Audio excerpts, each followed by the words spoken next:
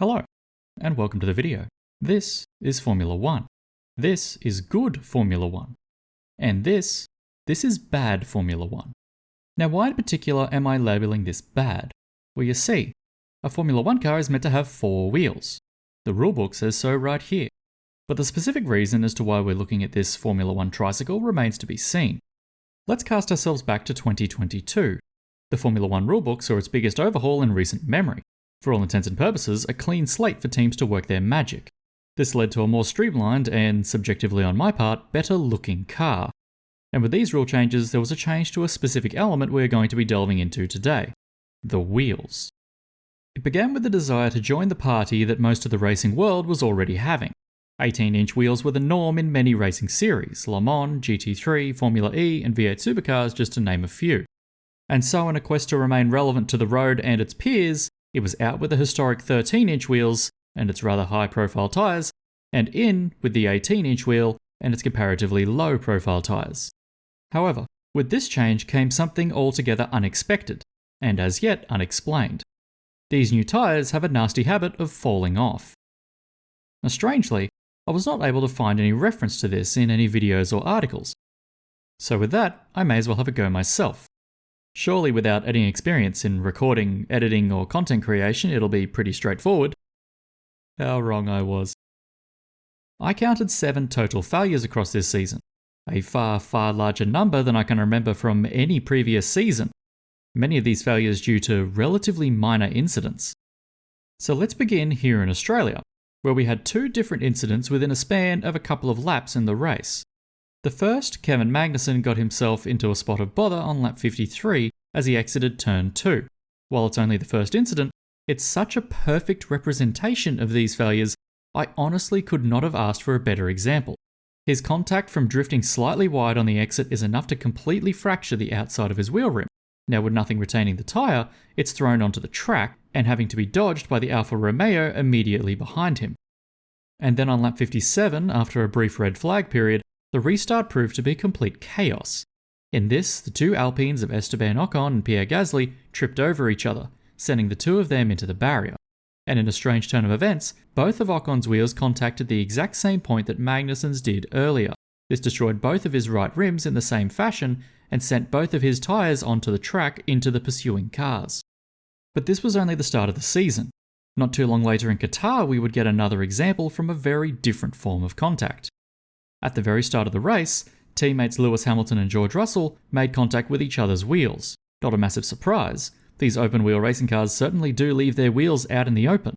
But with this single contact, Hamilton's rim fails just as Magnussen's did before, sending him uncontrollably into the dirt and his tyre off into the distance. Now we're starting to see a pattern emerge. We then waited to Brazil, specifically the sprint qualifying. We saw Fernando Alonso minding his own business on a slow lap. Esteban Ocon came up behind him quite quickly and clumsily lost the rear end on a ripple strip, leading him to barge straight into Alonso, and in a contact much like Hamilton and Russell, this led to Ocon's rim failing in the same fashion, sending him into the wall and his tyre elsewhere. We then came to the race in Brazil, this being the very best example of the damage these flying tyres can cause. And it wasn't long into the race either, only the first corner. The 2 Haases of Kevin Magnussen and Nico Hülkenberg get into a bit of a kerfuffle with poor old Alex Albon. This contact doing just as it had done in the last examples, separating Albon's tyre and this time sending it into the still racing pack. First being caught by Hülkenberg's car, which then catapults it skyward. And now, all because Sir Isaac Newton had to investigate that damn apple, that 11.5 kilo rubber donut was coming back down onto the cars behind him. The unfortunate receiver of the forbidden Krispy Kreme was Daniel Ricciardo. Stating on the radio that he did in fact have to take evasive manoeuvres, the tyre still made contact with his car, specifically his rear wing, which was broken on impact, leaving his race in tatters. Now, of course, this incident only broke Ricciardo's rear wing. Far worse things have happened in the past, and they're only worth, $100,000? Good lord, it's a wonder they didn't make a bigger deal of this. But let's not worry about extremely expensive wings, bear with me on this one, but what if that tyre had come down just a couple of meters further forward? Then it's not Ricciardo's comically expensive rear wing, but instead it's landing on his head. I'm willing to bet that would that have happened, there would be some more conversation on this. And of course, the argument remains that the cars have this mythical halo now and nothing bad could possibly ever happen. I will note that the halo does have a big hole in the top of it though, and it may just be me, but I would simply prefer not to have an 11.5 kilo rubber donut bearing down on my head with or without a halo.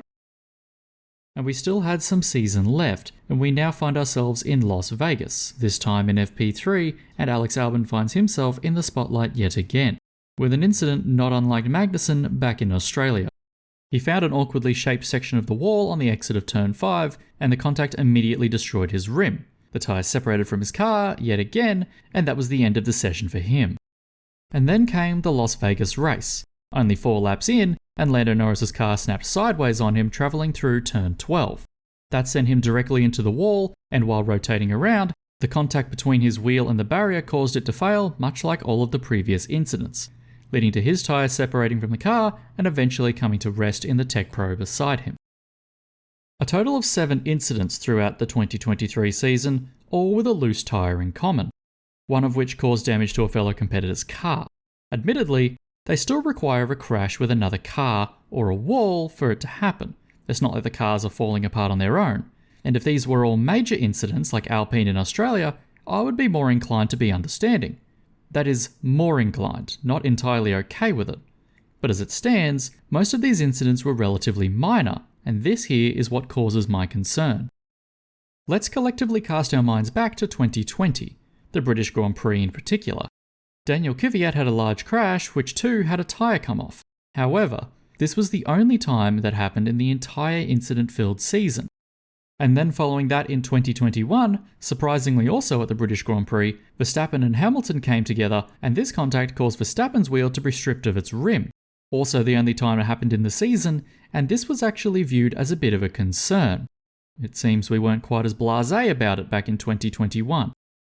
But returning to the 2020 British Grand Prix, I want to mention those tyres some more. The race contained a handful of tyre punctures due to the extreme wear, and spoilers for anyone watching Formula 1 from the beginning, but Hamilton won the race in rather spectacular fashion, his tyre failing on the last lap as he drove it home to victory. I want to look a little closer at that wheel of his. Even with a complete failure, the tyre remained in place on the rim even as he drove it back to the checkered flag.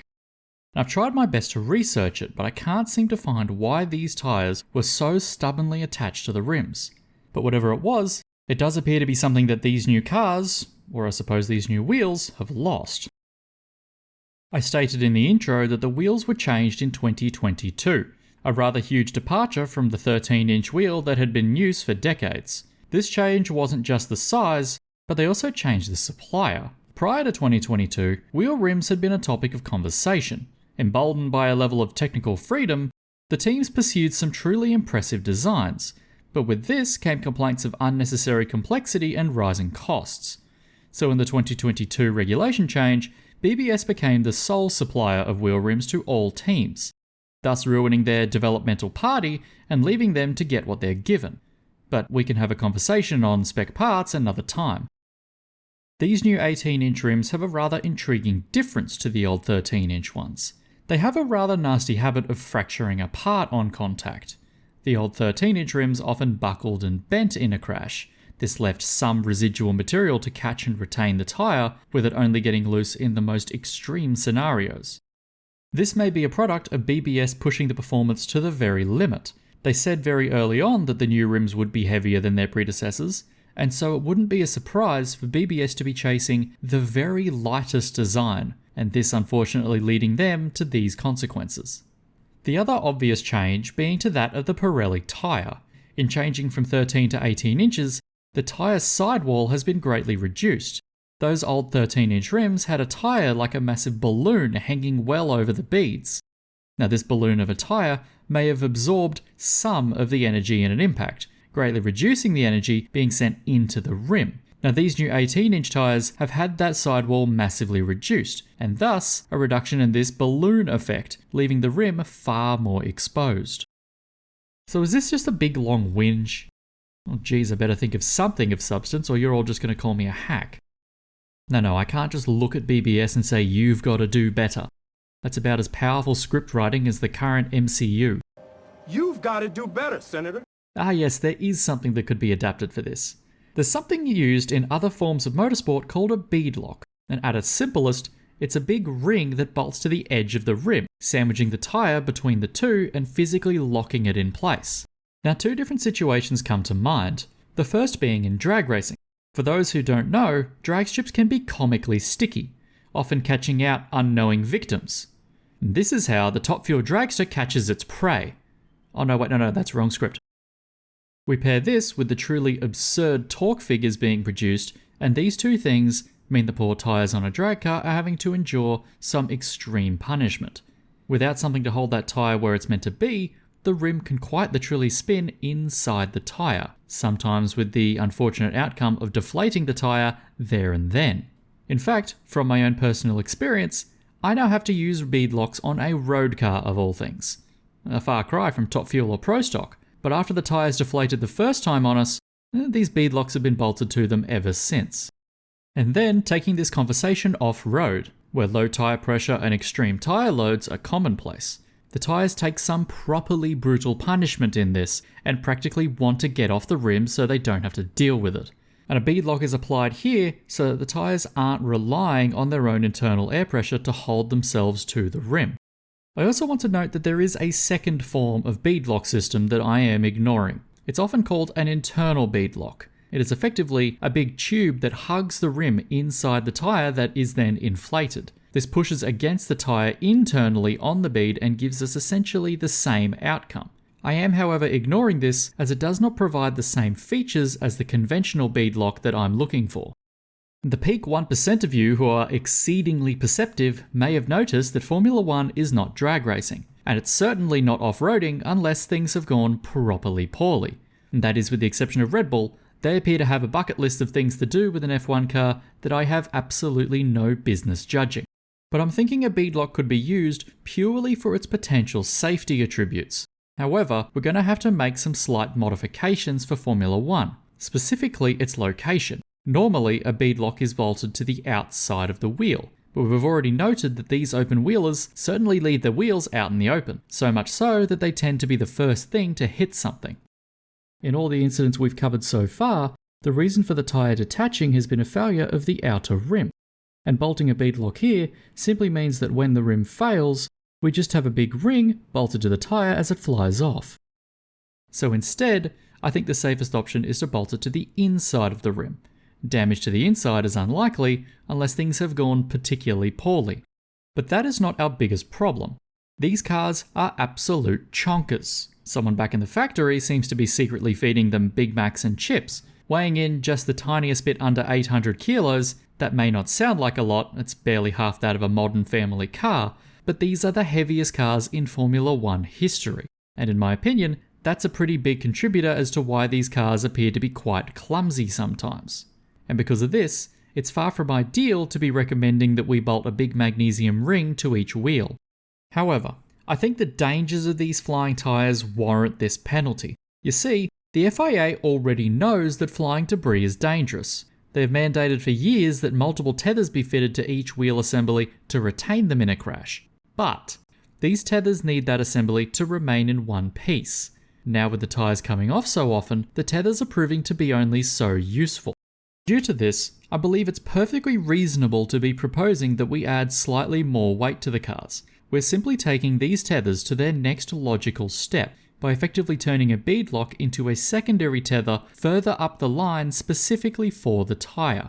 Now the argument remains that this is no conventional use for a bead lock. There's no guarantee that will hold together in a crash. They're simply not made to endure this kind of punishment. However, there's still no guarantee that the current tethers hold together either. The first goal is to retain the wheel, but the second goal, in the event of a failure, is to absorb as much of the energy as possible to ensure the wheel does not have nearly as much energy as it would have had if the tethers were never fitted to begin with. So this is not a problem of trying to make the bead lock as impenetrable as Fort Knox, but simply to add one more layer to the car's proverbial armour. Now this is only my first recommendation. I'm sure the best and brightest minds of motorsport can craft an even better solution than some random bloke in Australia. But do let me know, am I completely blowing this out of proportion? I've never seen so many loose tyres before, and the Ricardo incident Brazil already shows us that these tyres are a danger. Do we really need to sit idly by before something goes properly wrong? Anyway, as I was wrapping up making this video, I found a thread by Craig Scarborough from November talking about exactly this problem. I'm glad that someone out there is pointing out this issue. Even if it does somewhat make this video a bit redundant, it is what it is. Thanks for watching the video. Feel free to like, comment, subscribe, all the things that people normally tell you to do. I think that's enough for today. They've got to do something about that tyre. You've got to do better.